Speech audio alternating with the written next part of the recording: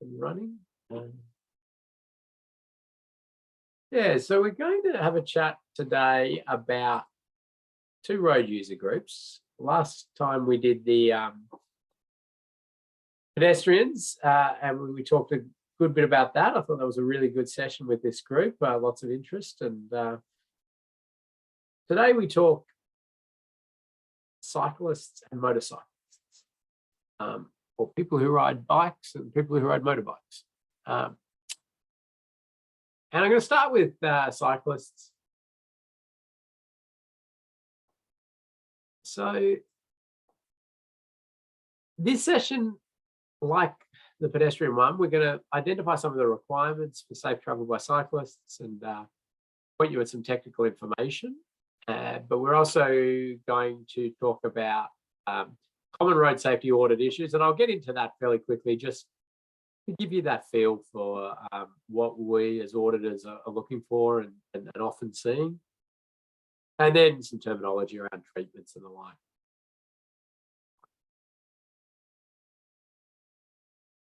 Okay. Separation, clear sight lines, space to ride, smooth and consistent surface,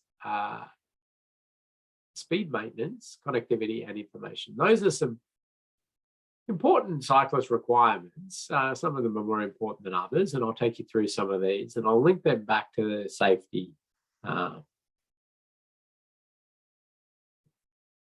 What we want auditors to do is to think like a cyclist. Now, this is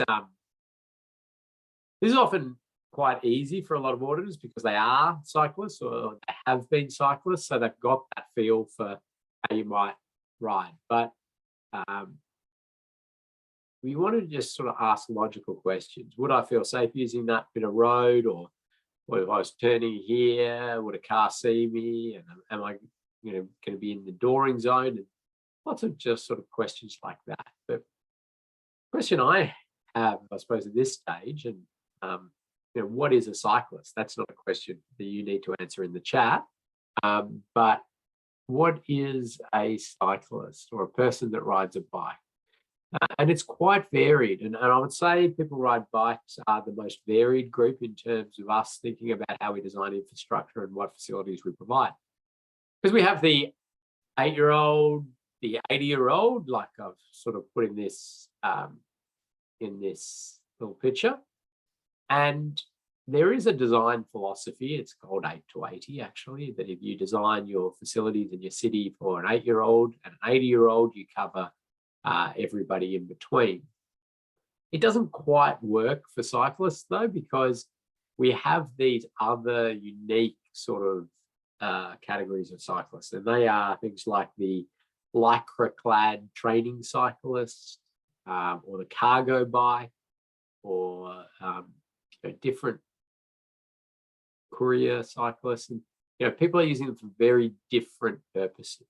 And we also then have the integration of things like e-bikes as well, which is causes some other thinking about road safety. So it's a difficult road user group to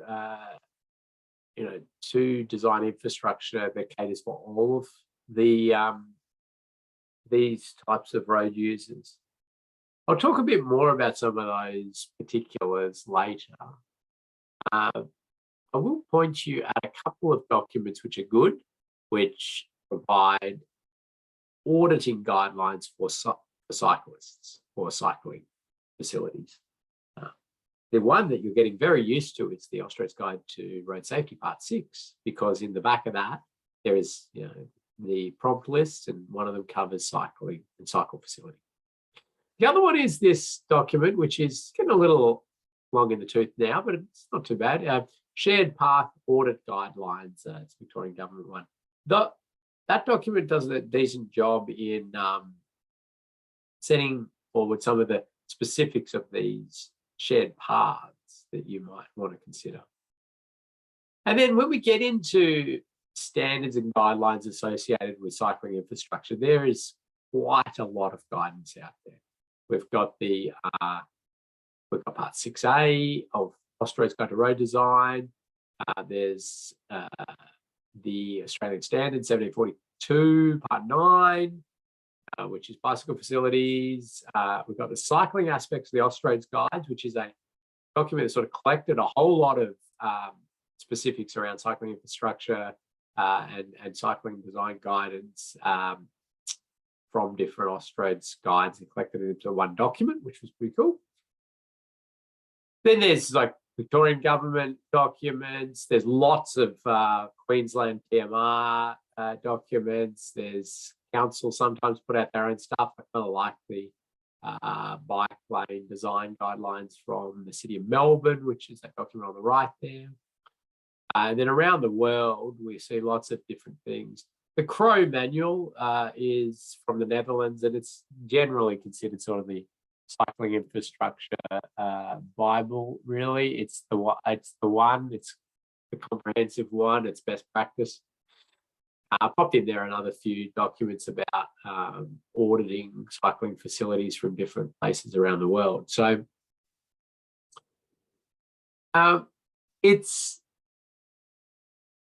there's lots of design guidance from all over the world, and that's quite helpful. It can be quite daunting sometimes. But we can think about things back to some sort of, auditing principles and understanding that road user. And the first thing I want to put up is this common road safety audit finding of longitudinal grades. And longitudinal grades, the reason I put this up, it's certainly an issue for cyclists. There's lots of issues out there, but this one's sort of that one which is very clearly an issue for cyclists over other road users. Now, I don't think I've seen a design come in that has a longitudinal grade in the design.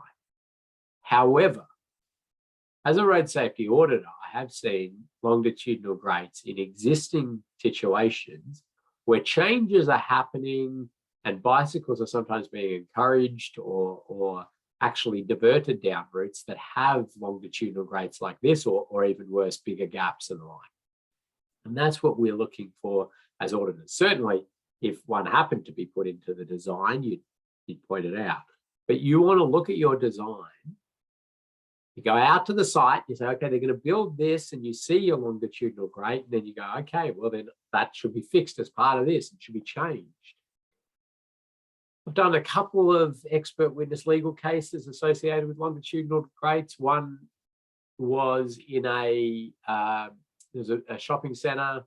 They were doing development upgrades to it. They were putting in bicycle parking facilities, which is great. And they were putting some signage off a local shared path, directing bikes down this particular way through part of their car park, and the car park had longitudinal grades, 4 of them in a row, leading directly up to where the bicycle parking and facilities were. So that wasn't, sort of checked in any of the processes or they went through. There were no road safety audits done or anything like that. And unfortunately, we saw an incident. Well, there was an incident there where a cyclist at sort of dusk was riding through off the shed park, came along, going to the shopping centre, into one of the bigger than this longitudinal grades, and seriously injured themselves. And so there's an example there. We would have liked an audit to be done so that somebody's eyes would have been across this. But even with that, you would have hoped that somebody might have made that connection. But maybe the auditor is the right person to be able to make that connection. So that was one example. Another one's just the local government that had longitudinal grades in an area that had been there for a long time, and somebody had an incident in one of them, and it was more than around questioning of whether the local government had processes in place to review existing infrastructure for known deficiencies and rectify those, which they really didn't from that perspective. It was not in their sort of way that they would go about checking things.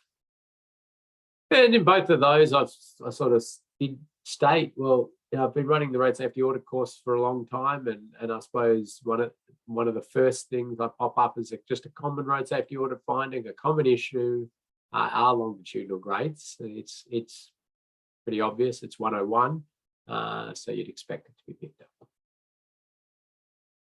Here's another one which has it's a bit more nuanced, this one, but I'll just talk you through it. So some upgrades happening to Sydney Road. This was happening to Sydney Road, adding some green markings there to warn drivers of where cyclists might be present, adding bicycle storage boxes at the signals, which is where cyclists can ride up and store there, so they get a run out the front of other vehicles that are in sight and the like.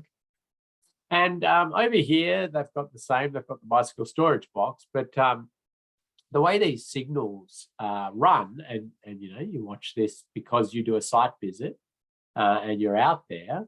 The way these signals run is that when vehicles are exiting Blythe Street to the right and to the left, there's a left turn arrow for vehicles on Sydney Road turning left into Blythe Street. So that means that then, you could have the possibility where bikes are storing in that storage box, but there's a green arrow for the vehicles behind them to turn left. Now, as an audit team, we sort of had good debates and discussion about this to say, well, what's the risk here? Like, is somebody really going to completely miss the fact that there's a cyclist right in front of them and run them over? And we all decided that's not an actual likely outcome. But then you sort of ponder into, well, what are they going to do? Are they going to go around the cyclist? I mean, there's going to be some road rage. That's absolutely going to happen. Is that a road safety audit issue? Probably not. It makes a hard sort of direct line to that. Maybe there's dangers associated with the vehicles going around and making other moves and the like. Anyway, in the end, we sort of decided, our risk rating is not that important because this will be fixed. This won't happen. It's just wrong. But I think we ended up with a medium on that, medium risk. But another interesting one. Now, I want to get you going for the morning. I'm going to show a picture, and I will give a prize for the person who can tell me which country the picture is in first when it comes up. And then I want you to do sort of existing conditions, road safety auditing of this this facility, this bike path pedestrian path. So there we go. There it is. Tell me which country if you know, and now tell me issues that you can see. Yes, I'll let you work this out. Wales. Oh, there it is. Somebody was in there first with Wales. Okay, let's have a look. What are you seeing as road safety audit issues that you're going to put into your report when you've been asked to do an existing conditions audit of this cycle and facility and pedestrian facility, this crossing sort of area?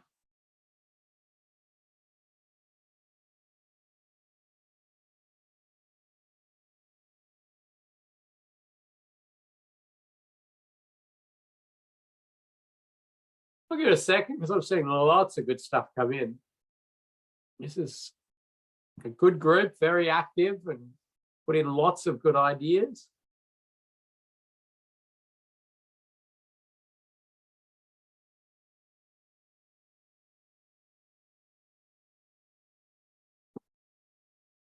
Okay, let's have a look here.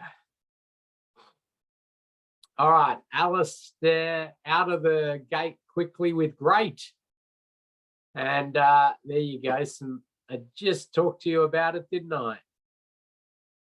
A longitudinal grate. Now, it's not a longitudinal grate for the cyclists on the road, is it? Going this way. But right in our cycleway, there it is. So that's a good, very good spot, good finding. I think prize worthy there, Kez. I know a few others got in there, but now, and we also see a lot of people have also put this fence as a sightline impediment. I'll come back to that. We see the DDA tactiles could be slippery, could be destabilizing. So that's an interesting one to have a chat about. What else do we see?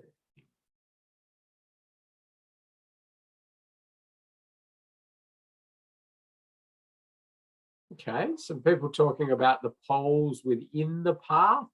So the positioning of those, I think that's an interesting one as well. Again, you might be risk rating all of these in different ways.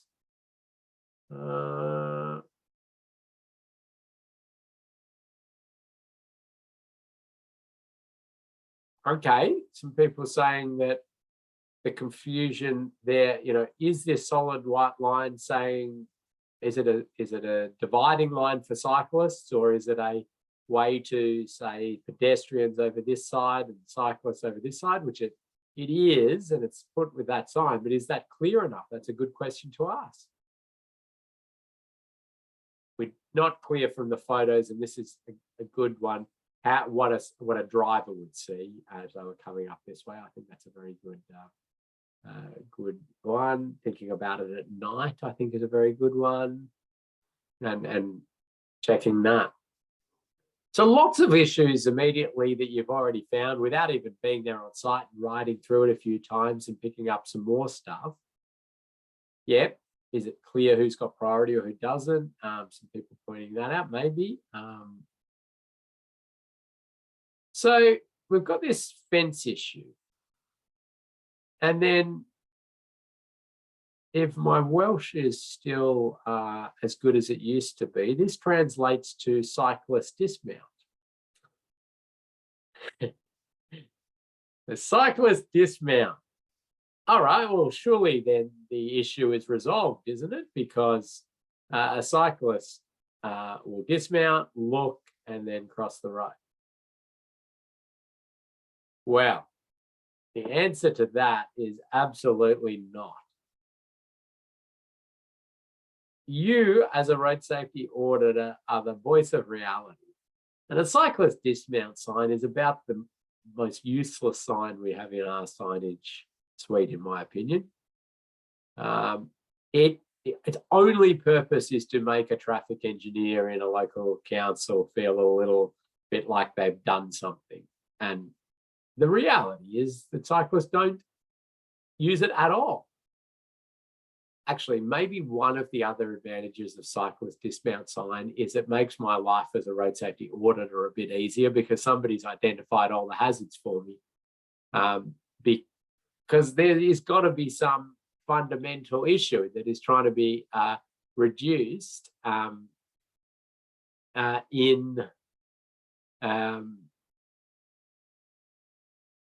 by this administrative control. There you go. Alistair's pointing something out that I didn't know. I think that's definitely prizeworthy, that there are lots of cycling dismount signs in Victoria, but apparently it's just been made up as not a regulatory sign. Very interesting. I certainly ignore them all the time. I don't think I've ever actually dismounted as a result of seeing one of those signs. And I ride my bike a lot. And here's the height of stupidity, isn't it, of cycling dismount signs. But the point I want to bring up with this, and it's bigger than just the cycling dismount. It's really about you as a road safety auditor saying, not in theory, everybody will follow the rules and this will be a safe scenario. It is practically saying what will happen and pushing that back to the design team, the audit team, or the person who thinks the issue has been resolved by putting up all of these cycling dismount signs, which it absolutely hasn't. What a just waste of everybody's money and resources and time. And anyway, I digress. Here's another interesting one. So I'll give you a bit of a story about this. There's lots of learnings out of this from a little case study. So this was a subdivision in a in a local government area, and the local government got us as an audit team to go and do the audit at a post-construction stage. They were still just, they were still building a few of the houses and things, but the infrastructure had been built, the roads and the crossings and those sorts of things. Identified a number of issues, but one that had come up was that they'd used, they'd created shared paths out of sort of where the footpath is, and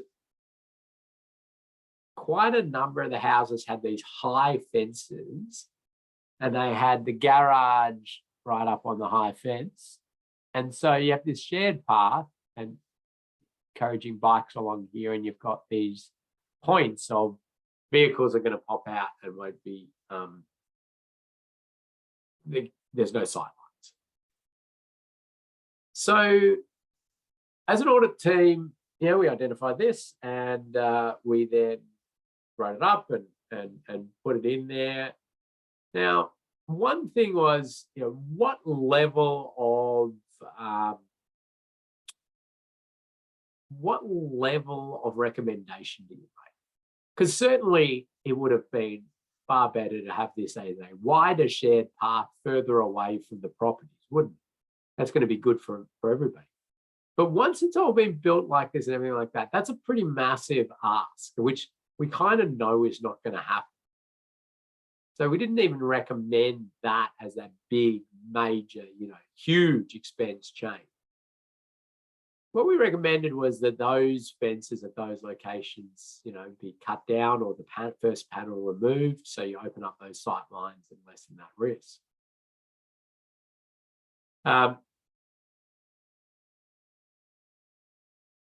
So the interesting thing that came about as a result of this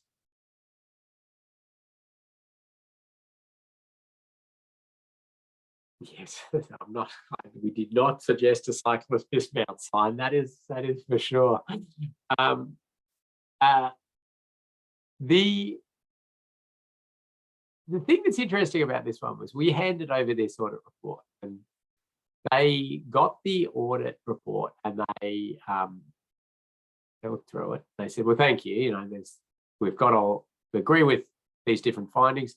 This one you've put in about the property access and the sight lines with fences. Can you remove that from the audit report, please? We'd like that out because it's in the approved plans from the developer, and it's on the private property, and it's part of what our standard, I forget what they call it. It's not a structure plan, but their particular requirements are. So there's nothing that can be, we have to have this removed. We don't want it as a finding. And that's where, as an audit team, then we had to say, sorry, we know this is going to be hard and inconvenient for you, but it is an issue. And we stand by it, and it's going to continue to remain in our report. And, we've given some ideas on how you might be able to lessen that risk. If you've got other ideas, we're happy to, have a look at those for you and try and help you, but it's staying in the report. And so that causes some friction and some trouble, and, they've changed the way that they set up things. They had to pay to rectify this in some properties because they'd approved it. Have never had another road safety audit from that particular local government, but these are real world, I suppose, situations you will find yourself in as a road safety auditor. It may not present exactly like that. It may be a developer who says, hey, we can't afford that, change that recommendation, or it could be people pushing you to include something that you don't want to include for one reason or another. You just got to remember what your role is as a road safety auditor. Do I recommend this type of shared path in a residential area? Not as I said, you want to get this at design stage and separate it away from those particular points. Make it a bit wider, ideally, if you can. And there's some good guidance out there as well.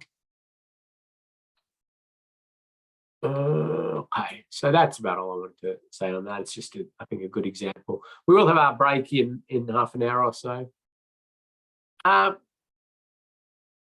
just want to point out that different grates or pit lids or these sorts of things, certainly there is that instantaneous hazard potential for cyclists hitting it. But there is also this other one, which is that people riding are going to change their line to avoid these things. And in some situations, as an auditor, you might need to think about where is that going to put riders, which spot are they going to be riding? Are they going to be closer to traffic and those sorts of things? Yes, it's Johnston Street, Fitzroy. Yep, absolutely.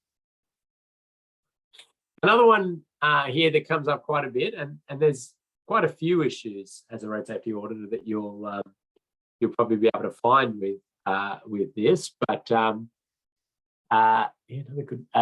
So this lane going straight lines up with footpath. This lane going straight lines up with this, right? So what you'll end up having is that some drivers occasionally in this lane will believe that that they're going to that lane. And then if there's another vehicle coming in here, you get all this stuff happening here. And if a cyclist is in that mix, that's where we see some serious injuries and the like. The car-to-car one is side swipe, minor, panel beater stuff. Very unlikely to be serious injuries, although the cars. But as soon as you put the vulnerable road user in there, the cyclist, there's trouble. So reducing the risk on this is difficult. You have easy and low-cost solutions, which I've already implemented at this location, which are putting in your RPMs. So you note I said RPMs, not RRPMs. So they're raised pavement markers, and they're the dome-shaped ones. And you put them in those spots to get a line up there to encourage the vehicles to understand where they're actually going.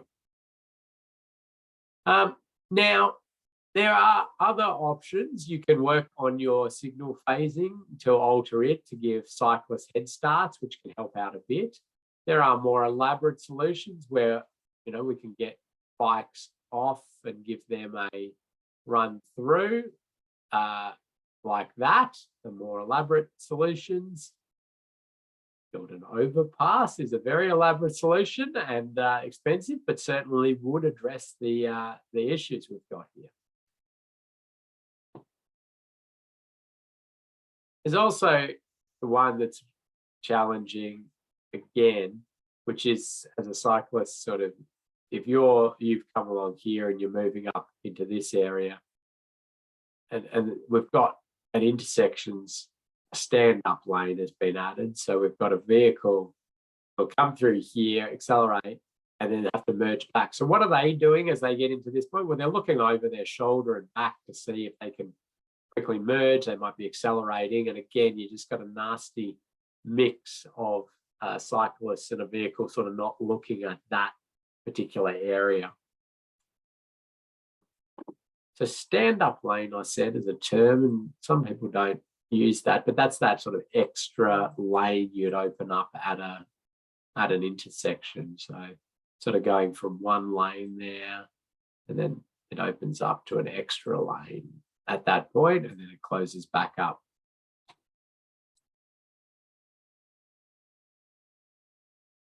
Cyclists and roundabouts, a fascinating little area. And it does remind me to say that I'm working my way through the research assignments. Thank you all for your work in getting those in. You'll get some marks soon, and our final session we'll be able to give out some prizes, and we'll also be able to point you all at other people's assignments so you can have a look at their cool little fact sheets and videos and other bits and pieces about some different things, because cyclists at roundabouts was one of them. Now, I'm going to give you a bit of detail, but it's certainly a PhD worthy topic. We could talk for a very long time about it. So the old guidance and the old way of thinking about things was, let's try to get cyclists out of harm's way. We've got a bike lane and we're going to push cyclists as far out here as we possibly can to keep them away from those vehicles going through. Oh, I see some interesting stuff there. Alistair's comment, just don't build roundabouts. I don't quite agree with that. I think there's a good place for roundabouts. They have some challenges. We'll work through that. But let me talk you back to this original thinking. And why was it bad? Because of two things. First of all, a car would try to overtake a cyclist at this location and push through, and we saw that causing trouble and impact. Second of all was the cars approaching from down here. It exacerbated a phenomenon called look but fail to see. Look but fail to see is a phenomenon, as I say, that the behavioral psychologists and human factors people really just love, and it's so interesting. But the idea is that a driver approaching up here looks, there's no sightline impediments, there's nothing blocking, and the cyclist goes in and the driver also goes in and runs over the cyclist or hits the cyclist. And it's, the interesting parts about it from that behavioral psychology, human factors perspective is, why have they looked directly at their cyclist and not acted in the way that they should? They talk about it not being what they were expecting to see, or that, some of them go into threat theory, or it's not a threat. I mean, this is all subconscious. Nobody will ever be able to say this. Also, one of the factors they sort of identified was the positioning. They were out of position from where they were looking for the hazard or the thing they got to stop. So those combinations of reasons were why the design guidance changed. And it changed to what David has put in there. And David can have a prize because he's used the term correctly, a sharrow. So these one-lane urban roundabouts, the design guidance sort of shifted to saying, encourage the cyclist to claim the lane.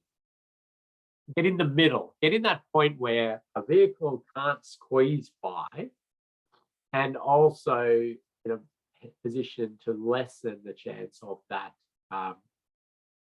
look but fail to see type crash. And we've got the SMIDSY in there, which is the sorry mate, I didn't see you acronym, which also kind of applies here.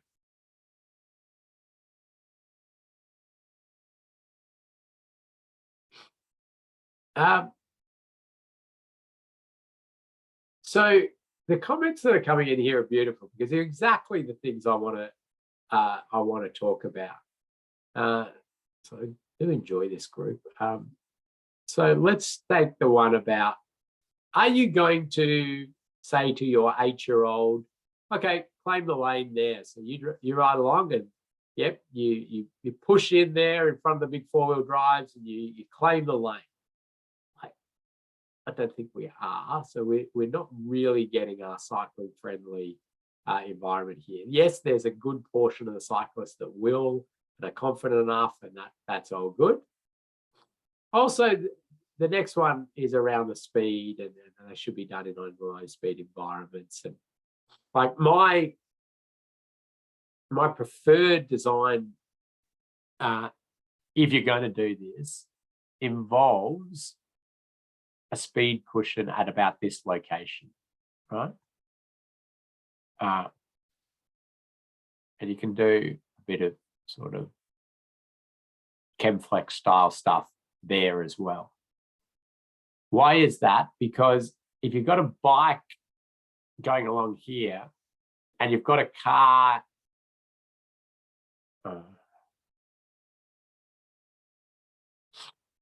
am I still here, Kez? Yeah, still hear you. I see you perfectly. Okay, it said just said I'd been signed out of Zoom. No, we're good. Okay, Yeah, the reason good. this is good is because, yeah, if you've got a car sort of trailing a bit behind a bike, or they see the bike and they want to get in front of the bike before the roundabout, it can get messy. But the addition of this just means that they're slowing down right at the point that the rider then, and it just clears up that change. So again, another suggestion that you can make as an auditor in these situations.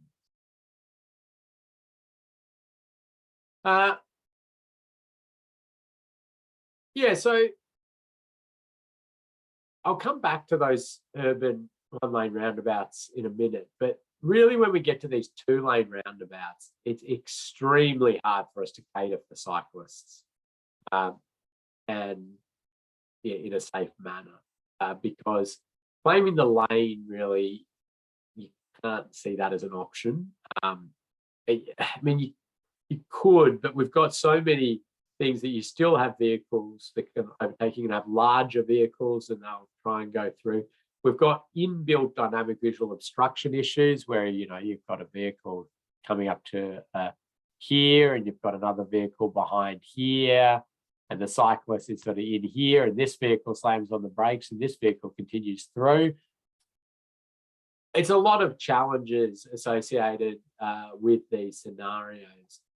There are some nice designs coming out and people trying to address this. Certainly in a country like the Netherlands, for example, a two-lane roundabout, mixing cyclists through that would just be ludicrous. And of course, if you use something like this where it'd be underpasses under here through that for the cyclists, and you know, maybe if these are lower volume, it would be priority through. So there's some nice designs, some nice ideas out there.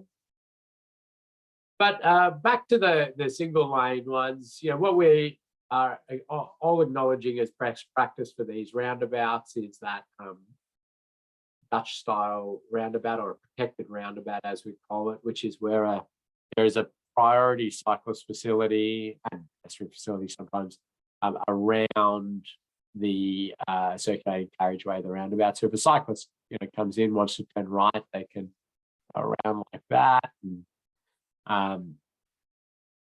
or they could go straight through, and it's priority for the cyclists there. So that's one of Moray Street in Melbourne. Some of you will know it. Some of you have ridden it. Some of you have ridden it with me, maybe? No, I don't think any of you have come on that course where we ride around Melbourne, all the facilities, and stop at cafes, have coffee, and there's a presenter there on different topics. It's a great day.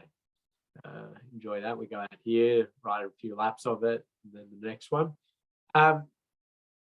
So yeah, we did an evaluation on this as well, just on how cyclists, you know, how many cyclists actually using the facility compared to using the circulating carriageway still, and nearly 80% of the cyclists going through were using it. So that's pretty good. It generally performs really well.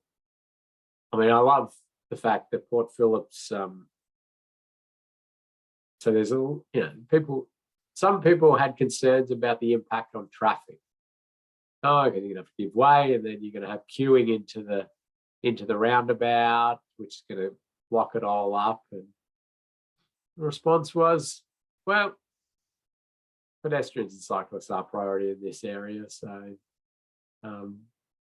if you can consider walking or riding, we'd prefer that. Sorry, your car trip's going to be a bit slower. That's great. As you like, just say it as it is. That's exactly you know, the strategy and the overarching objectives, and they just running with it. Yeah, some little design tweaks to sort of lessen some of these things is that, you know, storage space for one vehicle, so you still can, but anyway, I'll leave that.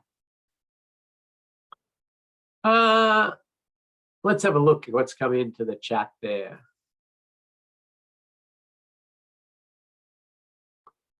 Leading with cyclists in Victoria at a multi-lane roundabout need to give way to all cars that are exiting the cycle. Yeah, okay, yep. This is not a safe intersection, as longer vehicles may be blocking the flow of the roundabout, increasing the chance of side impact. Okay, well, it's a fair point that's made. Yes, so certainly a longer vehicle would do that, but the slowing of the speed on the approach to the roundabout and the vehicle-to-vehicle interaction makes that risk so much less. Yeah, sure, it's there, so much less than impacts with cyclists in the other traditional roundabout scenario.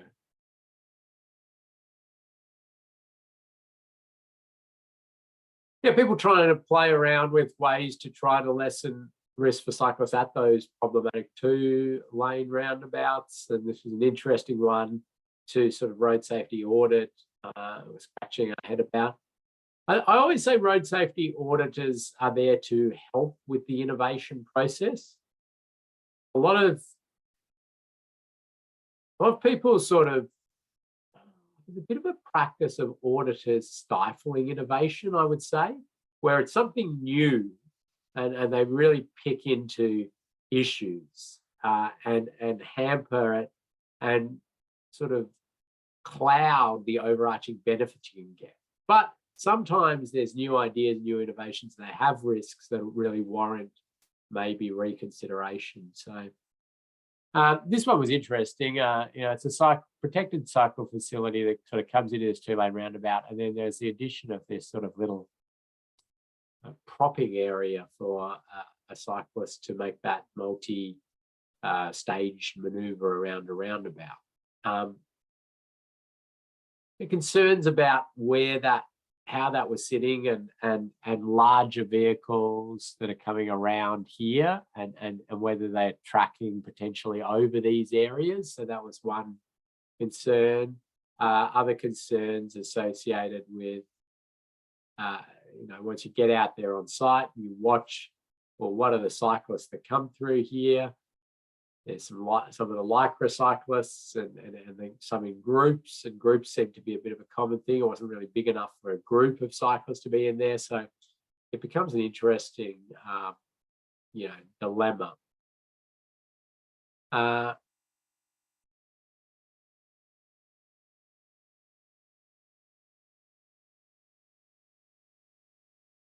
Yeah, so some good information in there from Rob about this one. It was quite a process, but I love the fact that people were trying and moving things through and altering and designing and changing. So as I say, road safety auditors should be trying to foster innovation and help with safe keeping, addressing risk as we innovate. This one over the other side of the state is an interesting one, because at design stage, you look at this and you go, oh, okay, I see what's going on here. There's the sort of cycle facility. And then there's a dedicated cycle facility here, separated from the roundabout. You can see it's got a bike only sign, so that's good. So bikes will be separated. You think that's nice. So you might not point anything out at the design stage associated with that. You think, good, okay, we've got that run through. And then the post-opening audit, you sort of get to see that and you go, okay. Now as a cyclist, I'd ride up to that and think, oh, it's the footpath up there. I better, into the roundabout and battle it out. So, the cycle only sign is very small. This location of this kind of actually confuses to a degree. It's almost saying bike stuff ends here and that's there, even though it's not that, bicycle ends signage and the like. But, I think they're a little just a tiny little alteration on this can make it very sort of clear what the purpose of that would be. Some green marking like that would have done it. And those are the kind of things you can certainly recommend in post-opening audits. Or if you could manage to sort of conceive that in your mind during design, you're doing a better job than I could from that to that. But yeah, that's the kind of thing. Now, that's not traditional use of green marking. Green marking traditionally used for the conflict point between a vehicle and a cyclist. But more and more these days, it's used to try to guide cyclists in a particular place, or also in a particular riding line. An interesting trial on Glenferrie Road with green marking sort of half the bike lane, and there's a research evaluation done on it by Cameron Munro, and showed some benefit to that. Cyclists actually really did follow that, so it was interesting. There's another example here of sort of guiding using the green. Okay, lots of good comments coming in here. Yeah, so mud and grit and stuff is another good point. Let me just cover off dooring. Dooring being that, doors open in front of a cyclist and either the cyclist hits the door, and we see some serious injuries associated with that. But the highest end severity and deaths have mostly been associated with the rider hitting the door and falling into live traffic, or avoiding and getting struck by live traffic. So it becomes really challenging and problematic for like a Sydney road until some actual genuine commitments on cross-section changes actually happen. This one, for example, even trying to do markings on the road is problematic because it's a clear way. So if you did all your markings in here and the like, for a portion of the day, that's right in the middle of a lane, running lane for vehicles. And there's your more permanent one where the parking is permanent, but still that's the site of that fatality, Glenferrie Road fatality, for those who remember that dooring incident. So really where we get to is sort of best practice is that physically separated Copenhagen style lane.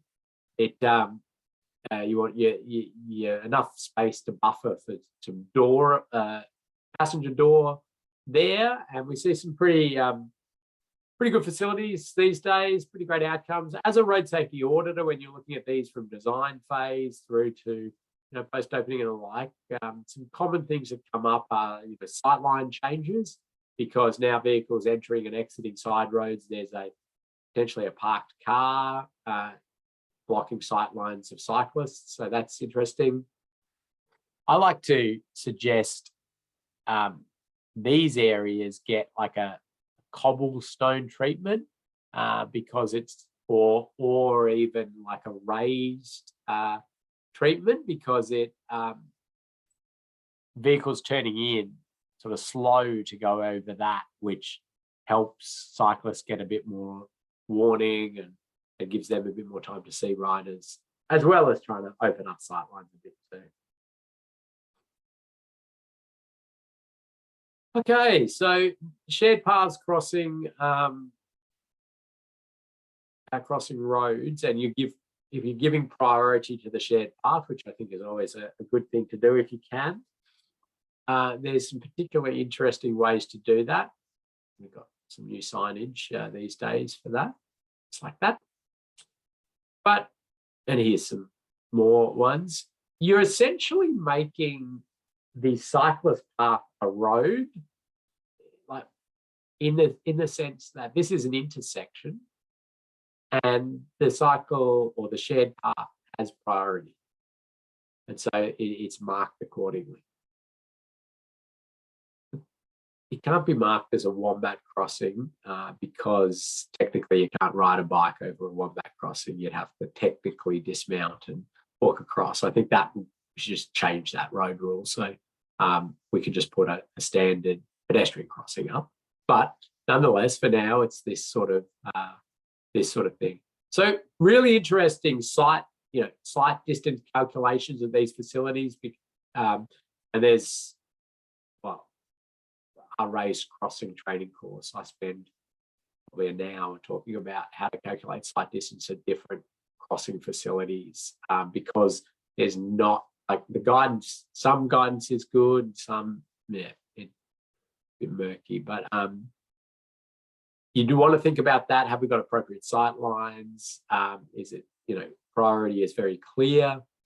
And then like this one, for example, thinking about it in its context of this route, like this one's beautiful, it's clear, you go through. The next one's great, it's clear, you go through. The next one's the priority is the other way, but it's got some, characteristics of that next one that lots of cyclists still continue through because you kind of lose the fact that you don't have priority. So those sorts of things can be thought about as well. Give you time for your coffee break in just a minute. I just want to talk about like if you're auditing a local area traffic management scheme, sometimes or a lot of the time the features in there, so chicanes, one-way slow points, small roundabouts, they will squeeze cyclists amongst the vehicles. So you can intentionally narrowing down the road area, but you can create issues for cyclists. This, I think, is an elegant design where the squeeze point here and the one-way slow point, the cyclists get their bypass. So they're not caught up in that squeezing of vehicles and the like. So it's pretty nice feature. Thinking about where parking is really good there from Alistair as well, where parking bans, where a new facility is going. So the shared path audit guidelines, they're worth having a look at. And I'm just going to give a few common considerations when you're looking at these shared path audits or cycling path audits. And the first thing is, of course, you're going to get out there and actually ride these facilities if they exist. If you're doing a design and there's nothing there, you can't obviously, well, you can actually ride sometimes bits of it, but you get out there and you ride and you're looking at path widths, obstacles, hazards, vertical and horizontal alignment, surface conditions, path intersections, and more. So our common practice here, just some practical things, you have a dash cam connected, so you're filming it all.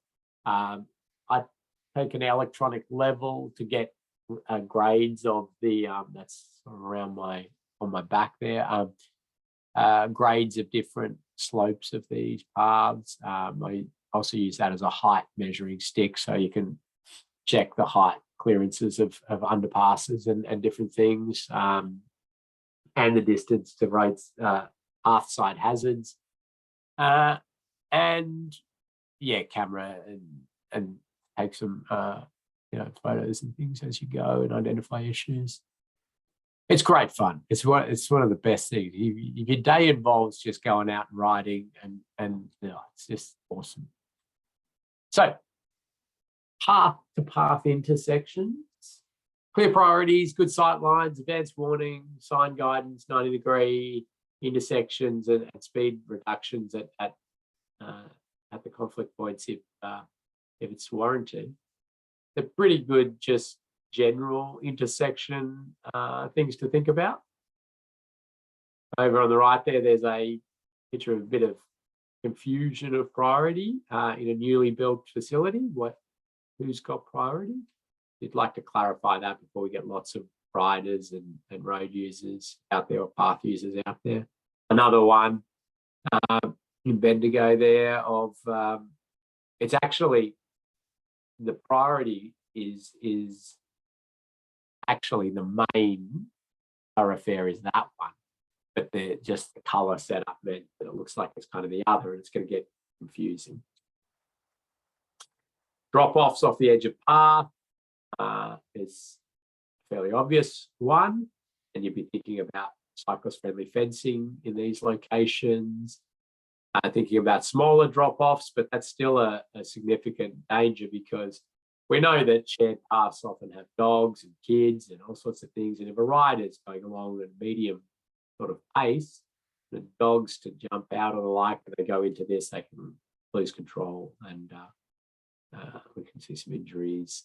Similarly with any sort of roadside hazards or pathside hazards, and thinking about the fact that cyclists do need to leave the lane at some points as well.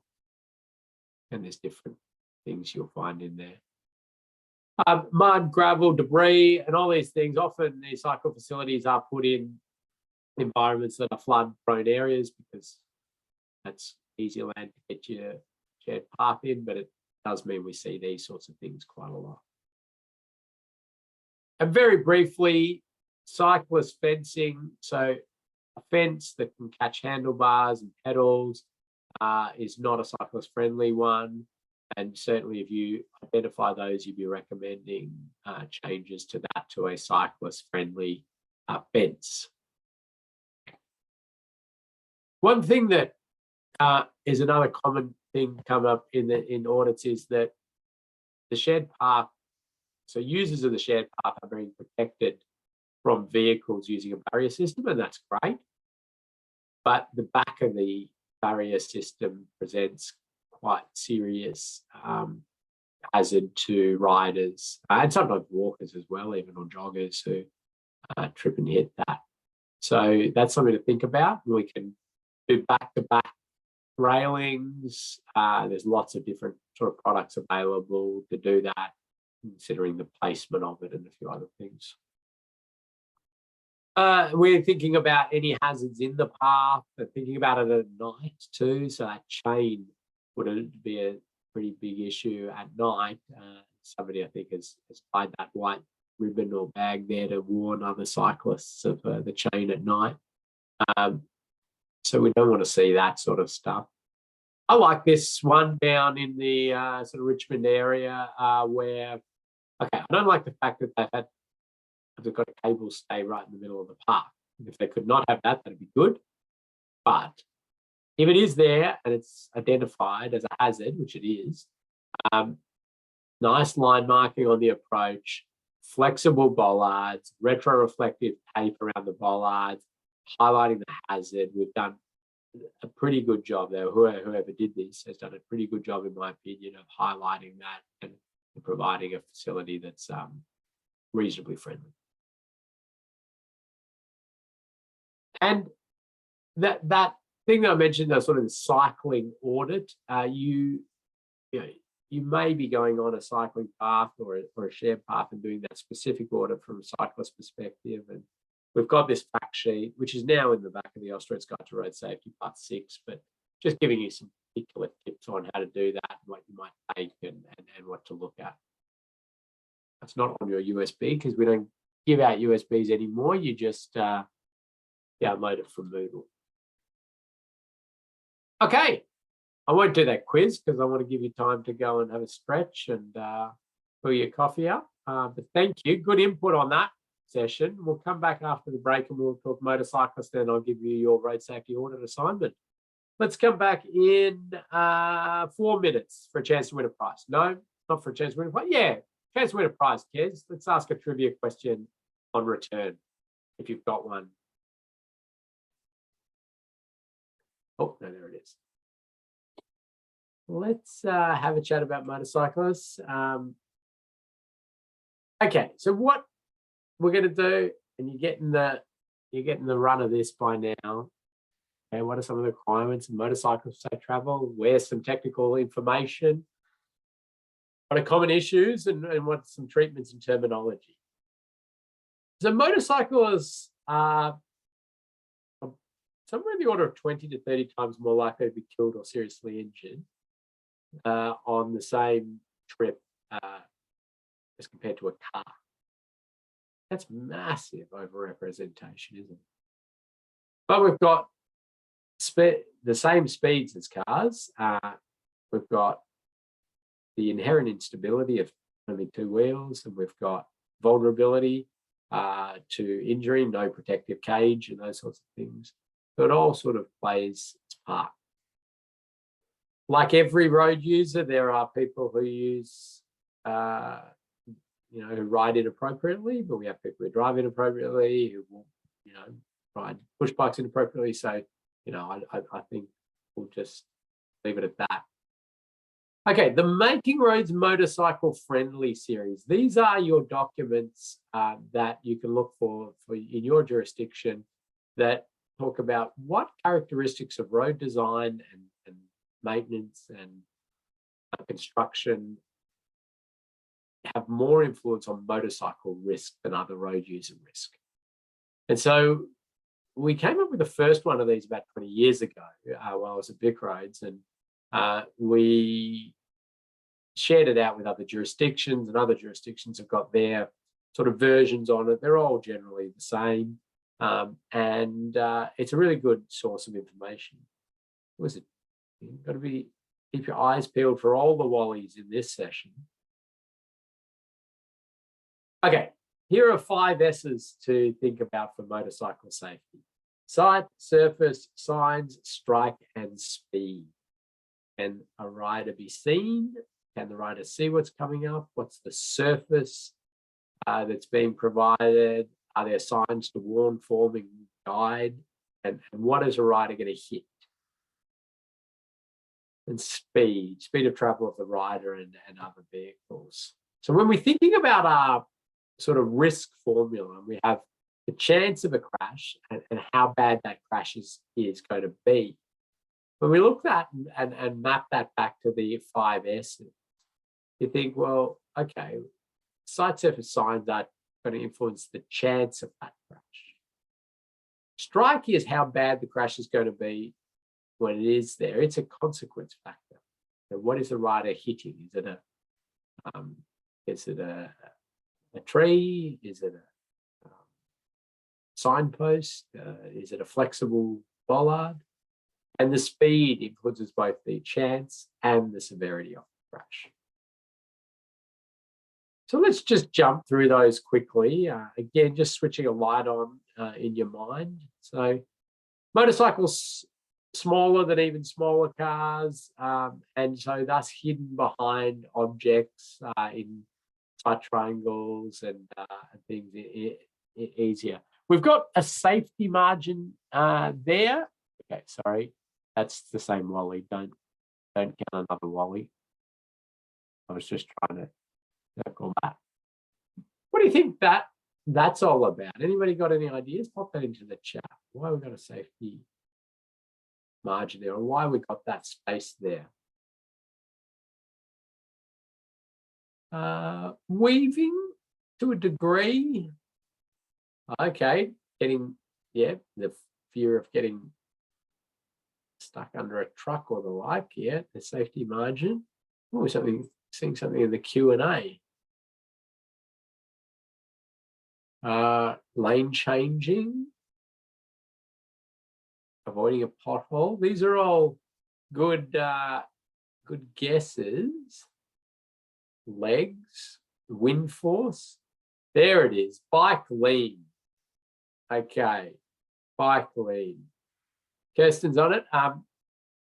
Yeah, so that's actually just taking into account that lean of a rider as they turn and the like. It may be also just providing a bit of safety buffer as well, but it's predominantly thought about around the lean. But there's a little picture just to highlight how a tiny little sign can block a big amount of a rider. So thinking about rubbish bins, signal controller boxes, power poles, trees, shrubs, they can all block sight lines, and they may not be things you traditionally think of as impediments in the sight lines. And even other vehicles like a dynamic visual obstruction, riders can be hidden. So if you're undertaking road safety audits of designs, you kind of want to imagine it with traffic and a vehicle's turning and where are other vehicles going.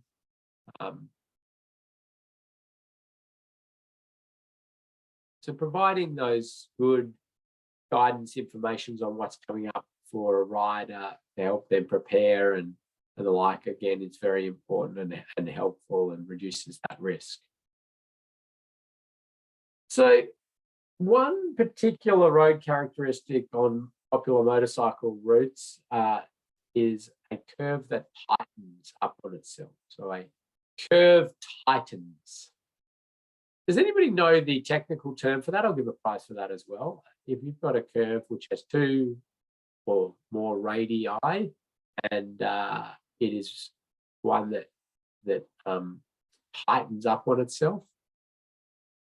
Oh, lots of good guesses here. So lots of colloquial names for them, but I think Alex has got in there first with the compound curve, is what we would call it. Yeah, lots of good guesses. This is so problematic for a rider because the rider is taking clues on the speed and the line of travel based on that first radius, and then it tightens up. And when there's when a rider's got a line and a speed, it's very hard for them to correct for this. And I just point this one out. It's a real site where it had a 252 radius curve tightening to a 117 radius curve,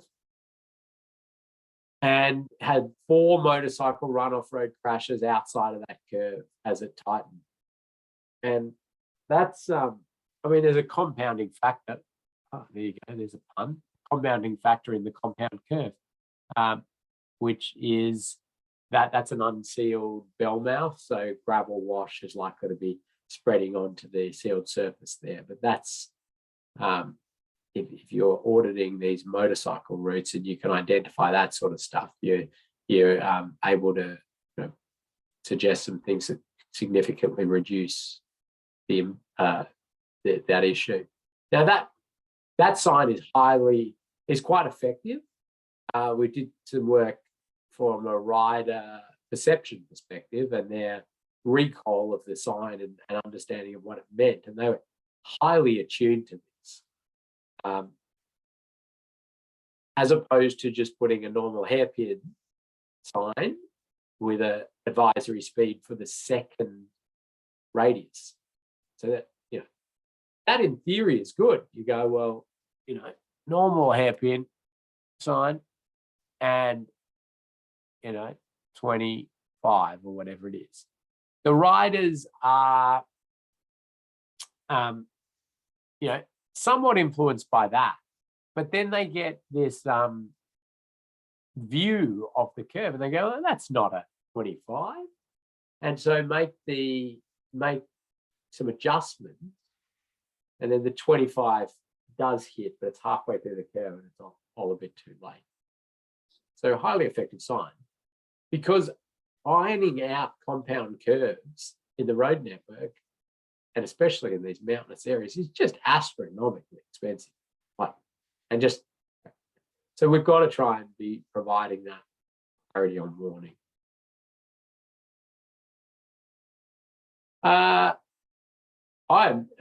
Alistair is pointing out they work really well on some of those downhill mountainous areas for cyclists as well, push bikes. So, okay, you got a set of traffic signals up here and you got your queuing back, and then you've got vehicle 1 turning in the keep clear, and you've got vehicle 2 coming up here. Which do you think is more often than not the motorcyclists, 1 or 2? It could be either, but it's more often one of these. I think Emily and Terry were in there very quickly. Give them both a prize with 2. And Ashoka as well, very quickly in there. So I'll let you work that out, Kez. It could be 3 prizes. Yeah, and it is 2 because the sight lines are blocked, and the rider's smaller, and they're getting struck. Could be the other way around, but we see this quite a lot. Happens for cyclists a lot as well, and happens for vehicles too a bit, but they're bigger, so they're often easier to see, and they've also, when the crash happens, it's a lot of the time it's just everybody goes to the paddle beater, and we don't get the police reports of it, so it's not that road safety as much issue.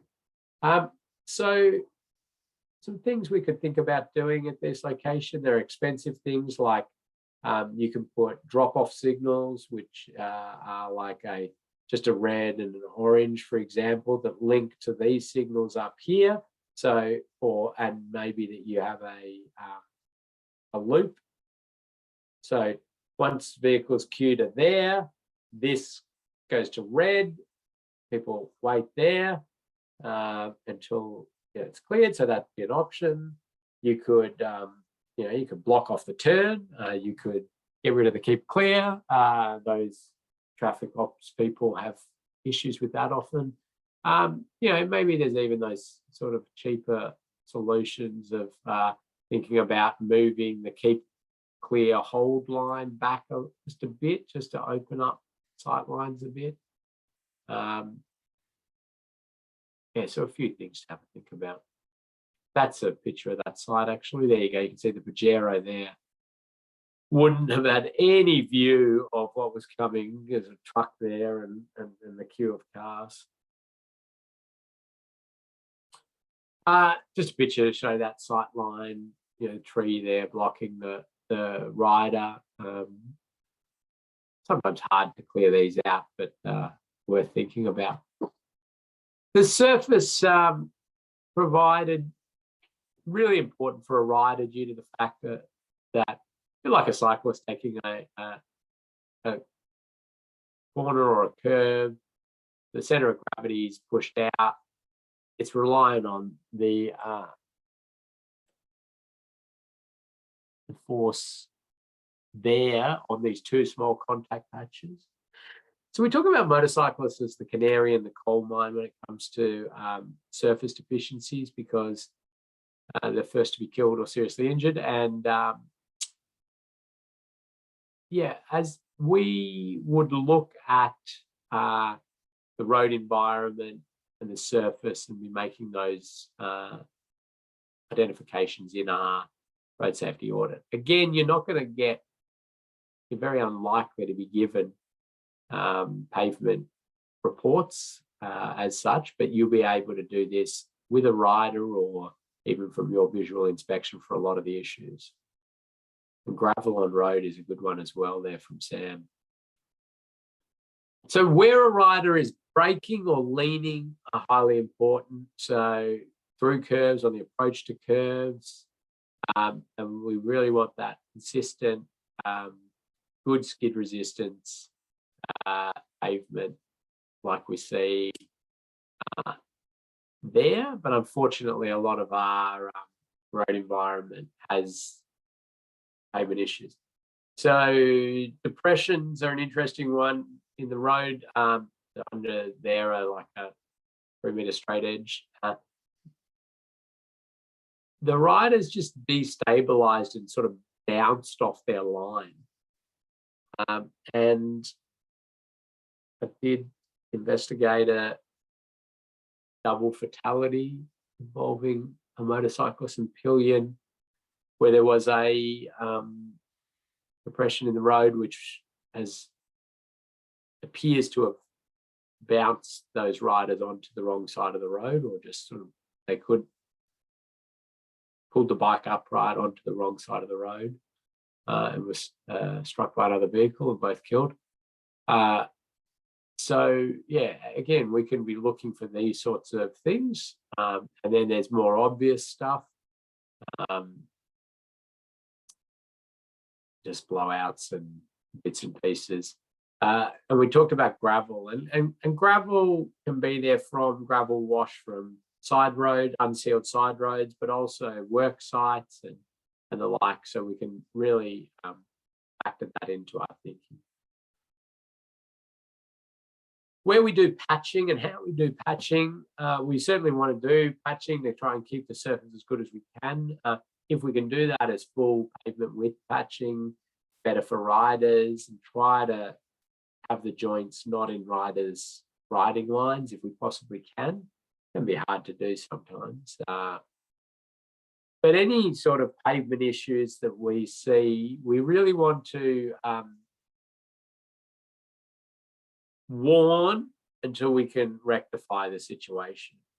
So here we see a patch which is failing, and this is on a popular motorcycle route. It's a bit of a, like there's a curve here which doesn't have great forward sight distance. So a rider's kind of stuck in their line, and really the only option is to go around it on the outside into the other lane, or pull the bike upright and try and navigate that, which is going to be going out there. So advanced warning, no surprises is key.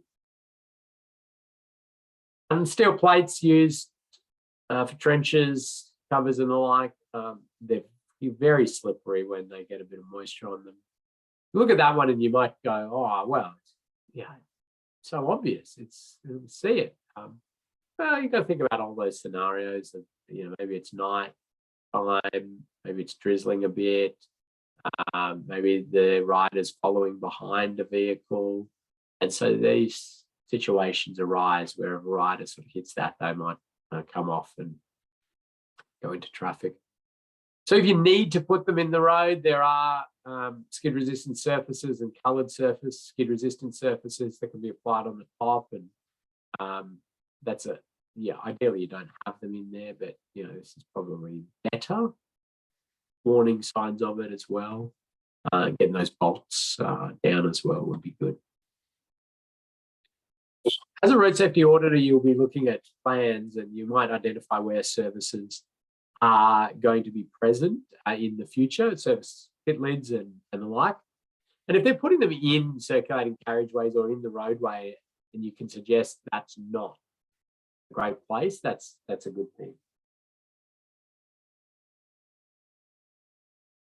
Here's an example of one which we would have liked to get out of there in design phase, which is where a rider will be looking around at all the stuff that's happening, looking for vehicles entering the roundabout and blocking them off and where they're going. And so maybe not as alert of the surface. This is where they're on a bit of a lean and we've got a surface issue. So to improve skid resistance, we can use some water blasting. You can use high skid resistance surface techniques, applied surface techniques in some situations if you want. Here's an example where they've used high skid resistance surfacing on the approach to an intersection and throughout, which is the place where a rider would be emergency braking potentially, or doing evading manoeuvres of vehicles that might be in front of them. But on the exit from that, the lower risk area, that's sort of where that more expensive treatment has stopped.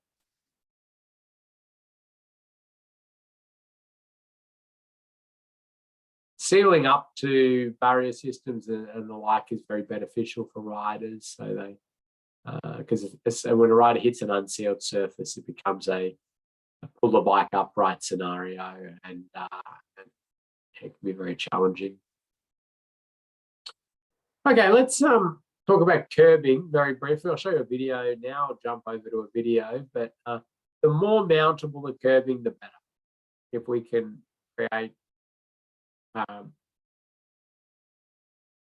barrier curb, for example, like this one, will certainly destabilize a rider.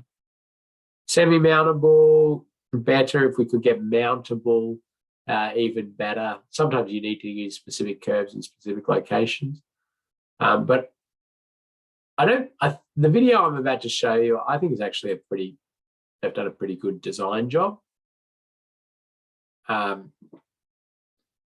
this little roundabout. This is more simply to highlight how small a lip can destabilize a rider. So hopefully you're seeing that. Hopefully it's streaming. There you go. Very small lip destabilizes a rider.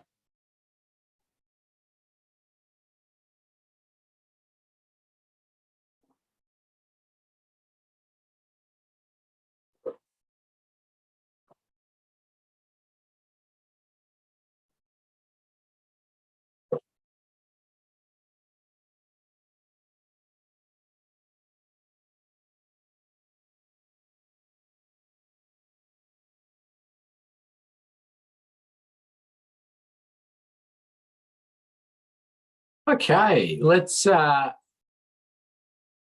keep ticking along. I need to make sure I get you to, I'll get us to a point where I've got time to explain the assignment to you and answer any questions that you've got.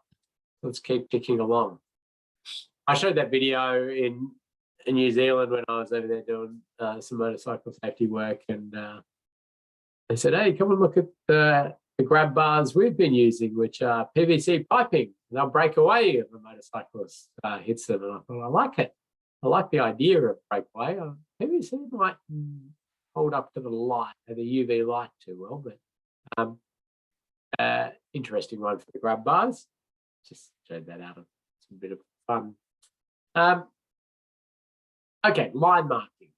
So line marking, thermoplastic line marking, after a while gets slippery. It's a slippery surface for a motorcyclist or a cyclist. So we don't want to see large swathes of it used in this sort of way. Line marking is very important on a management of our road network, but think about where we use it. And I can almost guarantee if you get into a bit of road safety auditing, you'll get a design that you'll be auditing, and it will be an intersection that has an overshoot crash problem. And you will be looking at a design that they're trying to do things to lessen the chance that people overshoot, and we sort of advance warning signs, rumble strips on the approach, and then they'll paint a big stop sign or give way sign right at the hold line to try to give that extra warning. Well, as a road safety auditor, that's where you're coming in to think about other road users like motorcyclists as well, because that big stop sign might help for the occasional driver, but a rider, well, they're sort of subject to all the same challenges, and you just painted a big, potentially slippery surface right at the point that if they identify they've got to stop or give way late, they're slamming on the brakes at that location, and could be a slippery surface. So that's the kind of thinking that we want to inject in. So signs, we want to provide clear, consistent, comprehensible signs that do their job, and we want to provide that consistency. If there's not consistency out there on the road network, where that a surprise that's coming up, we can warn with a particular motorcycle warning sign like this. Again, quite effective for riders, and you can use them and supplement that with what the actual hazard coming up is. Yeah, you might think, oh, well, why don't you just get rid of the hazard? Definitely, that's our aim, but sometimes that takes a long time. Or that loose stones one, there's a quarry around on the side road, and gravel keeps washing out and coming out associated with that. So yeah, these are pretty effective signs that you might recommend as a road safety auditor, or you might just recommend normal warning of other issues.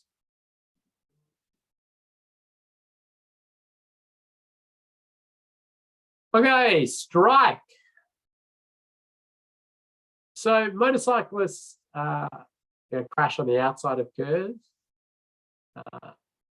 Vehicles sort of crash not quite 50-50, but closer to 50-50 outside to inside of curve. And so we're really thinking deeply about the outside of the curve and the hazard. So this is a very popular motorcycle route. You can see a bit of a surface issue, and then you can see the concrete blocks on the outside of the curve. So it's not going to be a good situation. And even our galvanized steel posts present a strike hazard for a rider. So you take any of these galvanized steel posts here, I mean, they are deemed frangible, is the term that is used, to break away on impact. But that's for passenger vehicles. They're easily strong enough to kill a motorcyclist. And they do. They kill and seriously injure motorcyclists all the time. So we need signage, and we need signage to be durable enough to hold up to wind and all of those sort of things. But first of all, we can think about consolidation of signage. Do we need all of this signage? Is signage blocking sight lines? But in some situations, you might look at more flexible sign ranges.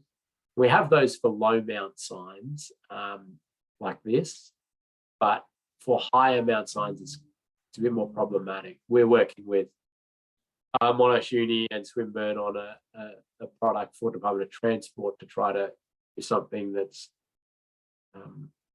cyclist and motorcyclist friendly for a higher sign with massive wind load forkings, but it's a bit challenging from an engineering sense. And riders lean as they go around a curve. There's a staged example of that. So think about where your furniture is in relation to that.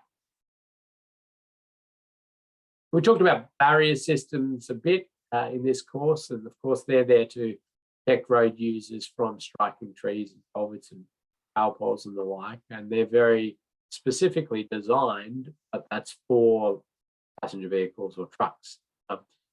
For motorcyclists, there's lots of research into motorcyclists and barrier systems, and one thing that was found was that half the motorcyclists that strike a barrier system hit the barrier system and they go over the top. The other half are already off the bike and they hit the base. And so what we want to do is try to create as friendly an environment as we can there. And one way to do that is the use of underrun protection.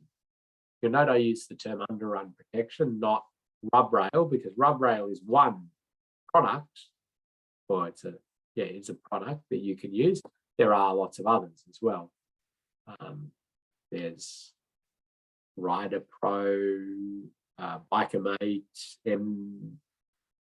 MPR, and a few others. So, but the idea is that a rider would run along that if they are slid in and hit that. So instead of a rider sliding at 60 kilometers an hour, hitting one of those posts, which would certainly kill them,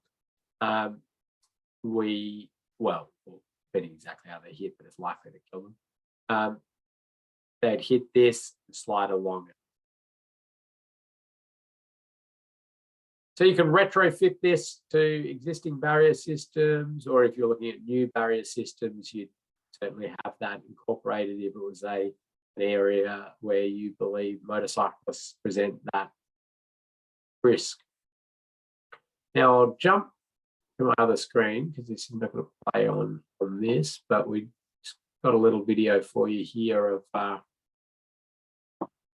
so this is motorcycle crash test dummy. This is the European motorcycle crash test, which involves sliding a motorcycle crash test dummy at 25 degrees at a post or at a barrier system. You shoot one at the post and then you shoot one in between the post actually. It's testing underrun protection systems, but let's have a look at their 60 kilometers an hour, and there you can see that that destroys the motorcycle crash test dummy, but with the underrun protection, it cushions that blow, redirects the energy, and we've got a much better outcome.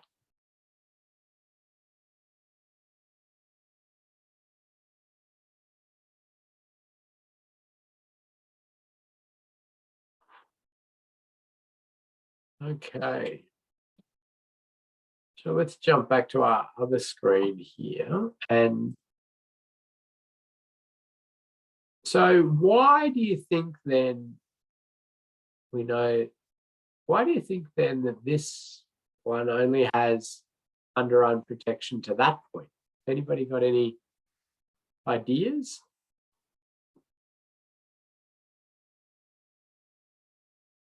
Yeah. So I think David was on there pretty quickly, and Rama also, in the fact that that's the terminal. So a couple of prizes there, Kez. Okay. So the terminal of a barrier system is a specifically designed point of that. Well, it's its own entity, but we need to ensure that we don't compromise the functionality of that system. I mean, it's been tested, I think, with 8 different tests with vehicles crashing into it. That type of terminal has. And it doesn't have any of these additional things added to it. We don't want to. We want to ensure that it's not going to cause the issue. It's going to function as it should. So, yeah, you extend your barrier system so your terminals are outside areas you believe riders are more likely to hit, and there's not really anything great that you can place in that area. There are some trial products, but I don't think too much of them. Wire rope safety barrier often comes up as an interesting point of conversations with motorcyclists. Some motorcyclists are concerned by this. The reality is that it's not a concern at all. The reason for that is we don't use wire rope safety barrier systems on popular motorcycle touring routes because we can't. Because this is a barrier system in tension. And if you tension up that on a windy road, like if you're looking down on a road, it's like that, and you put a wire rope barrier system in there and then you tension it up, it's just going to come in. Your posts start to bend as you're tensioning, and it'll go in. So we don't use it on those routes. And if you look at all the crashes in Australia and New Zealand involving motorcyclists hitting barrier systems, it's just absolutely minuscule with the amount that are hitting wire rope systems compared to the rest of the barrier systems. And then, that's representing about 25% of motorcycle death and serious, or 20% of motorcycle death or serious injury crashes with barrier systems. So 20% that you go to this time, it's like the most, there are so many more things we could be doing to improve motorcycle safety than harping on about this. Okay. Now, the one point that is, I suppose, correct about this is that there aren't great treatments to retrofit to these devices. Certainly, as Terry is rightly pointing out there, it's the posts which are concerned. Riders hitting the wires will just go over the top. They won't slice in some scenarios that people conjure up. So use of a stacked cushion is a sort of possibility. You wrap them around the post, kind of like a football goalpost padding. In some situations, this might help. I really say there was a time and a place when this was appropriate. If I've got to the point in a barrier design, or even an audit of a barrier design, where I go, well, maybe they should consider putting these protectors around the post for motorcycle safety. Nowadays, I just change barrier product, go a flexible W-beam system with underarm protection every time.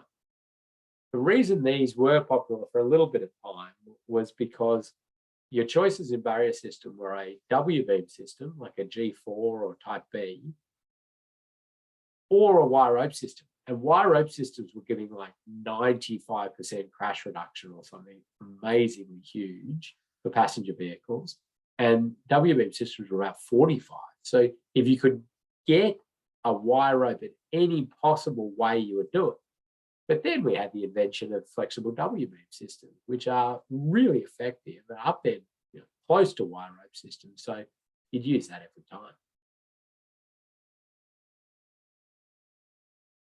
So the question in there says, does this mean we overall prefer guardrail than wire rope? That is a complex question.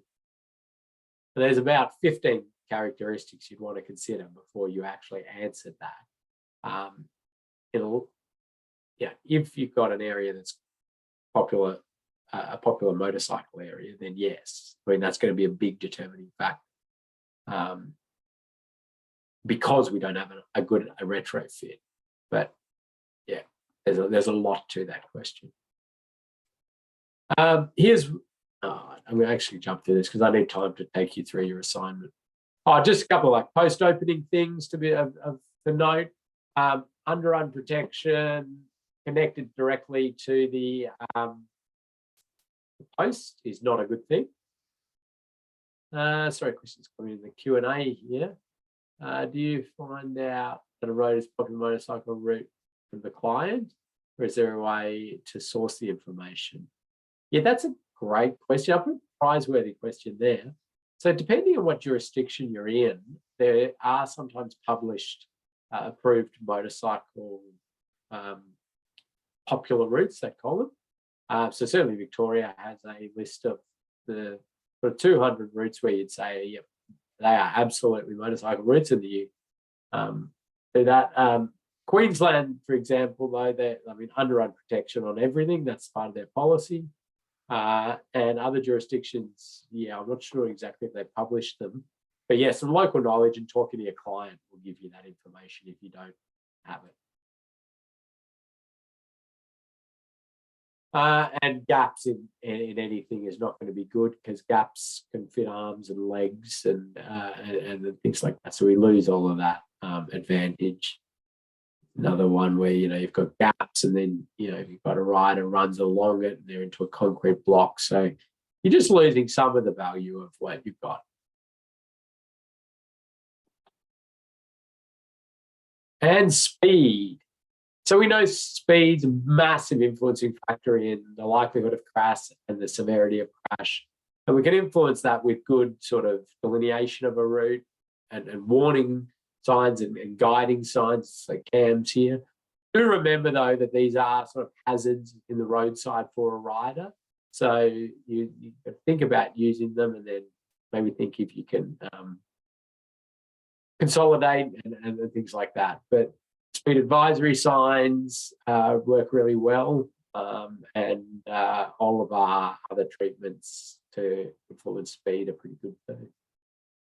So just finally, motorcycle audits are a really good thing. That we have less auditors out there that are also motorcyclists. So one of the ways we address that is to engage with riders. Sometimes you get rider that's an auditor and a rider, and they're a very powerful ally in our audits of motorcycle routes. Yes, that's Malcolm Campbell there, who we had out helping us with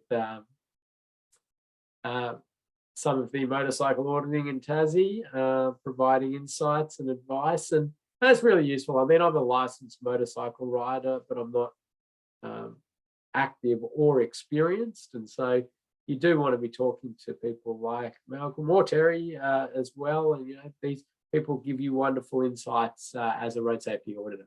So that's a sort of particular motorcycle safety audit. There's lots of good information available on those, and you're highlighting issues specifically for motorcyclists. You might be, the common practice is to have the rider out the front with a camera. So there's a rider out here, camera on the bike, helmet with a microphone, recording or project connected back to the car that's following. The car following has road safety auditors in it. They're looking for issues. The rider's giving their insights, and you get this nice, rich tapestry of issues from all these perspectives. This one's looking, saying, well, the back of these posts are exposed. So we have a vehicle like changed lanes here and a rider was coming up here and they got pushed into that. It's a snag hazard there. A few others. We've got another resource sheet in there about motorcycle audits in the learning management system for you to have a look at. I think I'm going to stop there, Kez, and I'm going to jump into the learning management system to give people their audits. We could talk for a long time about that as well. but we will keep moving on if that's all right. Let me share my screen here. So you're at the pointy end of this course, everybody, and we're going to get you to do something and prove that you are, you've got your head around this auditing stuff. So we're in module 4. Okay, you are going to, you've got your slides and things from that. You've got a quiz. You have to do that. Then you've got a safe work method statement. And you need to do this other little one question thing, which basically says, well, confirmation that you will conform to this safe work method statement when you go out to the site. Now, this is it's pretty common sense stuff. You're not going to go out there intoxicated. You're going to protect yourself, as well as the fact that we've reviewed the sites and made sure that they can be done safely. Down here, it's complete your road safety audit. And you can see here that we have the first thing is the road safety audit template. And you're going to download that, and you're going to, this is what you're going to fill out and submit. Okay. Now we've used a template, which you're welcome to rebrand and use yourself in real audits and use all the words and everything like that. But you're going to follow this template. I'll come back to it in a second. You'll see that there are PDFs here, and you'll see that there's a name, and you will find your name. Okay. This one's got a few people, and if you know each other, you can use that. You can audit together if you want, but you're going to have to put everybody's name on the report, and you're all going to have to submit a copy of the report. If you don't, you can do it yourself if you want as well. So let's have a look at this one. Okay, so we've got a design from the City of Greater Bendigo, and you're going to be looking at that. Gee, you've got an actual bit of detail to work through, so this will be good. And what you're doing is you're going out and auditing the new facility. So you'll go out to the existing road, but what we're looking at is the design. Let's go to cross sections there. I'm just going to find one that's a bit easier to look at. Okay, let's take this one. Instead of looking at the existing conditions, you're looking and saying, okay, they've built this new splitter island, they've done this, they've rearranged this, they've widened here, they've put this in.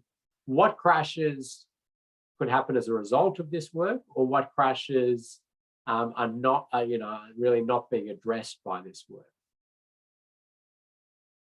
Okay, I'll jump back here. Actually, I'll go to another one because that one's really good. Actually, people will enjoy that.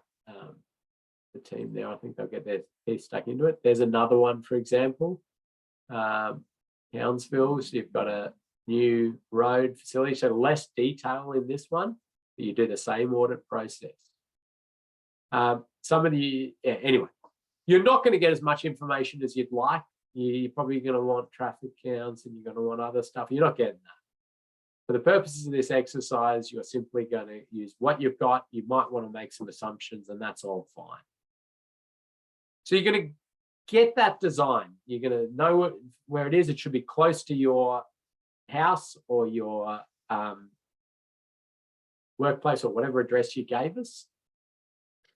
You're going to review it. You're going to look for issues. You're going to go out to the site. You're going to look at the site, and you're going to say, okay, let's imagine it's built the way that they're saying.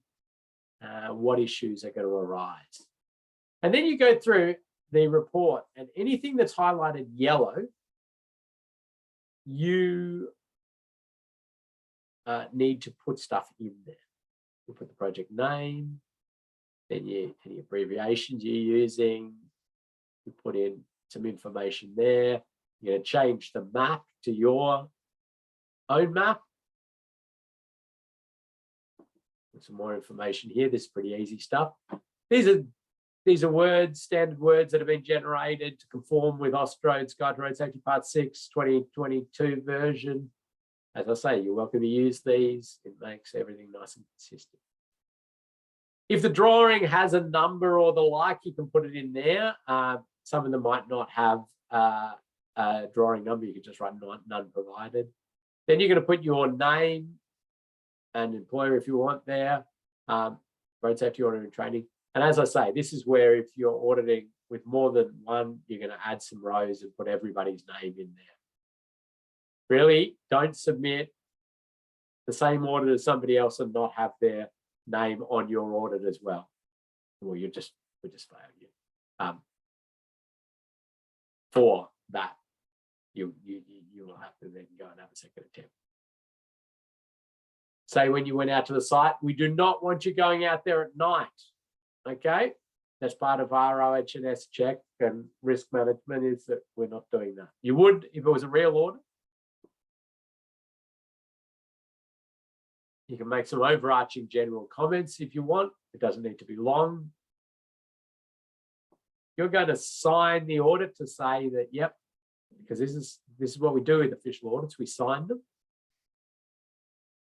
You're going to put a photo in there of you on site wearing your high-vis vest to prove to us that you went to the site.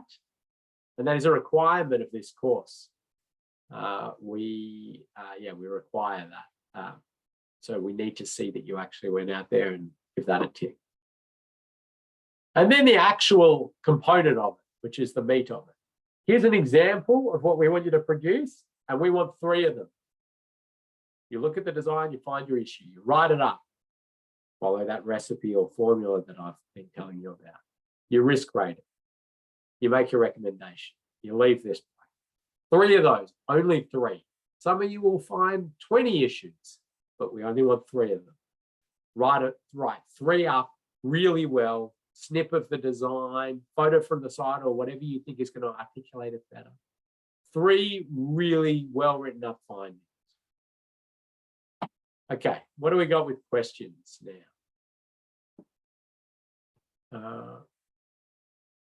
So we've got AJ, if we're working as a group, do we submit the same report with everyone's names and signatures? Correct. You can produce, as a group, you can produce 1 report. We're okay with that. You're all going to work on it. You're all going to go to the site because we need, this is all part of it. You need a photo of each of you on site, or you can photo of the team on site. That's fine. We're okay with that. And then you will create 3 copies of your final report and each of you will submit it. We need that in our records, your student records.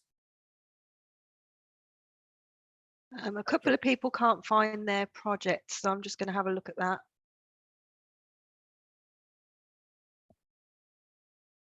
Will there be 2 audits, 1 desktop and 1 for the site? Well, it's all termed the audit. Like that's what you do. You go through the designs at your desk, then you go out on site and you look at it. So Luke's asked a question. I really need to get this clear.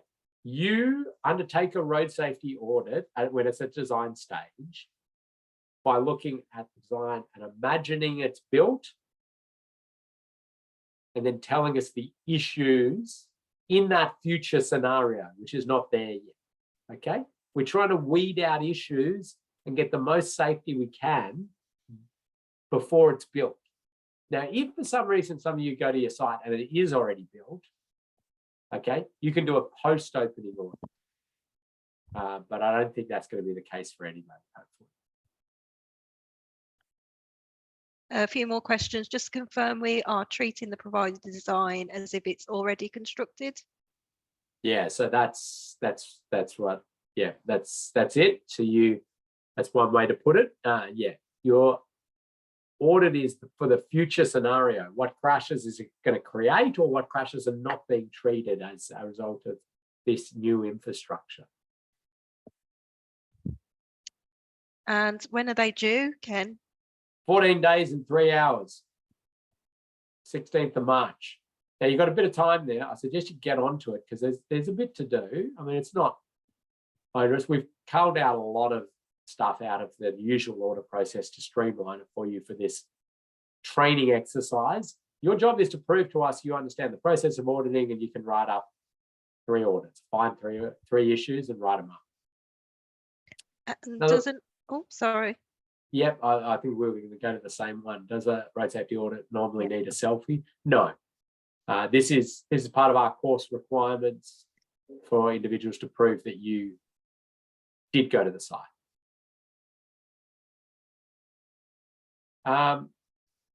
Okay, so it looks like there's some names possibly missing. Remember, there's two people. Anyway, of course, just email in if you can't find your name, your site. There's quite a few more than there usually would be, so I'm not sure what's going on there. And otherwise, at any point, you can contact us. So if you're having trouble, if you don't understand, you can't find issues in your design, or you don't quite understand what to be filling out, shoot an email through or ask for a one-on-one catch-up with one of the senior auditors, a bit of coaching, a bit of guidance. Next session, which is sort of halfway through your allotted time to do your audit, we're actually going to do some live auditing. It's not a webinar session. It'll be everybody in the room together. I'll split you off. I'll give you some designs. You'll go into little breakout rooms. You'll do a bit of auditing as a team at a desktop level, and then we'll present back. So you get some practice on this.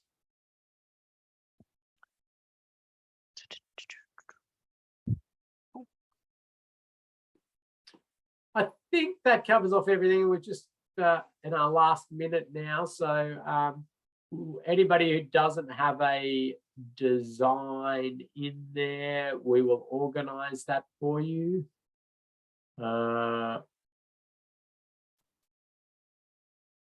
Otherwise, do your audit, do the quiz for today, do your safe work method statement, wear your vest on site, and enjoy your auditing.